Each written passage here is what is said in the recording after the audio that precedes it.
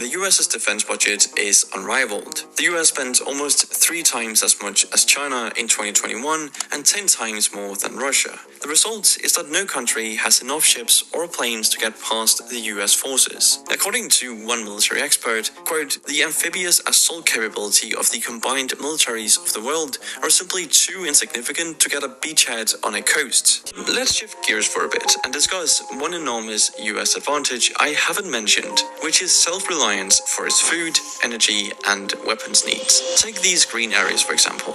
This land is mostly used for agriculture since only 2% of America's land is in urban areas. This low-lying land is a major reason why the US is nearly self-sufficient in agriculture and even exports food to many countries around the world. It also explains why America now actually has the most arable land in the world. That's right, the US has more arable land than India and China. What's more surprising is that India is only a third the size of the US, and China is slightly smaller but can only sustain large populations near its east coast. The crazy thing is that both of those countries have over 1.3 billion people, or about 1 billion more than the US population. And since the US is only projected to grow by another 100 million people over the next century, the US likely has enough resources to support a billion-plus population, but they don't need to.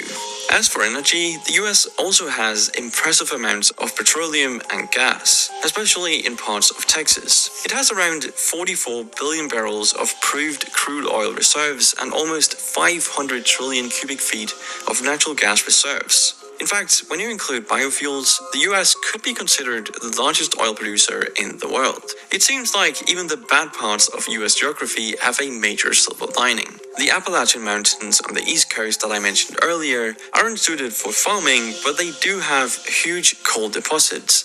America has the world's largest coal reserves, and loads of other natural resources from energy to metals. Ultimately, the U.S. Navy, the largest and best equipped in the world, would be the deciding factor in a global war. With such overwhelming firepower superiority, the United States would be able to fight defensively and without launching any major ground defensives outside of North America.